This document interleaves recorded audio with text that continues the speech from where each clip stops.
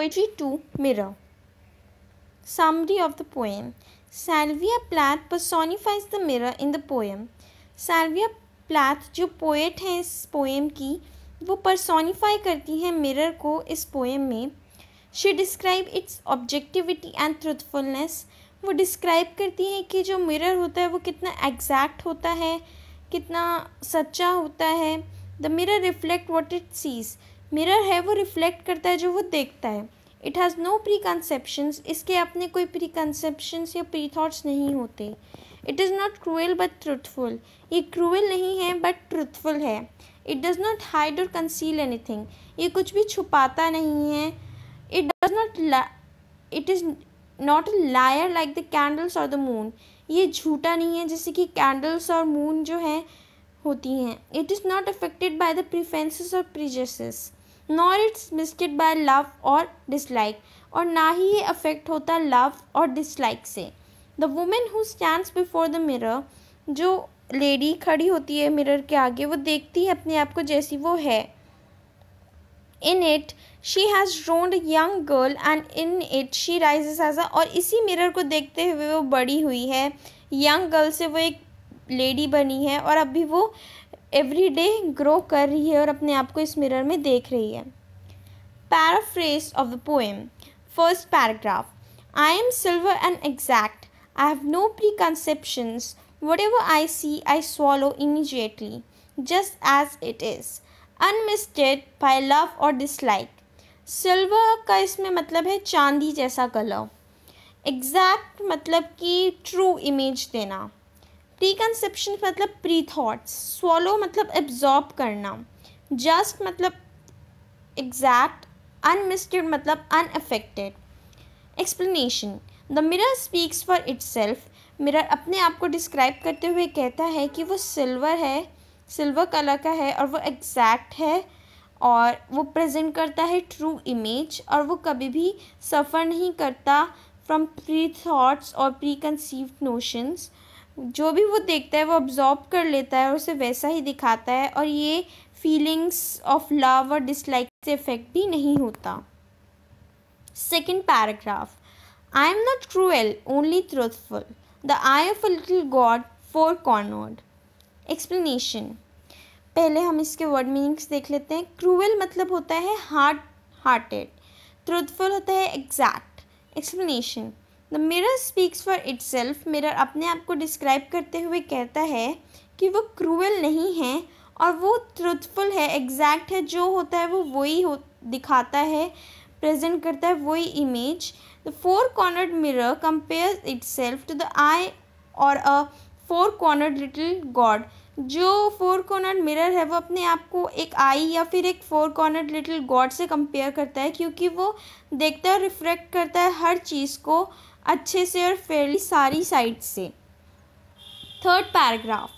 Most of the time I meditate on the opposite wall. It is pink with speckles. I have looked at it so long. I think it is a part of my heart, but it flickers. Faces and darkness separate us over and over. Meditate मतलब कि think deeply, बहुत गहराई में सोचना. Speckles मतलब stains, dots, marks. Flickers मतलब कि goes on and off as it shines. Explanation. The mirror says the most of the time it meditates on the opposite wall. Mirror कहता है कि ज़्यादातर टाइम वो मेडिटेट करता है अपोजिट वॉल में. जो उसके अपोजिट वॉल है वो पिंक कलर की है और वो फुल है मार्क्स और स्पेकल्स से, मतलब कि डॉट्स वगैरह से. जो मिरर है वो अब वॉल को बहुत लंबे टाइम से देख रहा है और वो उसे ऐसा लगता है कि जो वॉल है वो इसके हार्ट का एक पार्ट बन चुका है. But it flickers and shake. लेकिन जब कोई भी आता है या डार्कनेस के वक्त वो वॉल उससे फ्लिकर हो जाती है. Over and over again, bar bar faces और डार्कनेस जो है वो सेपरेट करते हैं वॉल को मिरर से. Fourth paragraph. Now I am a lake. A woman bends over me, searching my reaches for what she really is. Then she turns to those liars, the candles और the moon. I see her back and reflect it faithfully. She regards me with tears and an agitation of hands. Searching for my reaches मतलब searching for my range. Faithfully मतलब truly और exactly, reflect मतलब sends the image back. Explanation, now the mirror takes the form and shape of a lake. वो कहता है कि वो एक लेक की तरह है। A women bends over it, और वेन जो वुमेन है वो उसमें अपने आप को देखती है। She want to search its range, वो अपने आप को देखना चाहती है कि वो कैसी है। देन शी वॉन्ट्स टू, और वो अपने आप को सुंदर देखना चाहती है, इसलिए वो एक फ्लैटरिंग इमेज चाहती है जो कि उसे कैंडल्स और मून से मिलती हैं, जो कि उसे फॉल्स इमेज देते हैं। The mirror seize her back and reflect it, लेकिन मिरर जो है वो उसे देख के बिल्कुल फेथफुली और ट्रूली इमेज देता है। 5th paragraph. I am important to her. She comes and goes. Each morning it is her face that replaces the darkness. In me she has grown a young girl, and in me old woman rises towards her day after day like a terrible fish. Replaces का मतलब होता है takes the place of, terrible का मतलब होता है fearful. Explanation, the mirror speaks for itself. Mirror अपने बारे में बोलता है कि वो बहुत इम्पॉर्टेंट है लेडी के लिए। रोज़ वो आती है और अपना मुंह इसी में देखती है, अपना फेस मिरर में देखती है और जाती है। हर सुबह उसी का फेस होता है जो रिप्लेस करता है डार्कनेस को, और वो अपने फेस को बहुत लंबे टाइम से देख रही है, जब वो एक यंग गर्ल थी और अब वो एक ओल्ड वुमेन बन चुकी है। उसने रिप्लेस कर दिया है यंग गर्ल को। जो यंग गर्ल थी वो ग्रो हुई और वो एक एज वुमेन में बदल गई।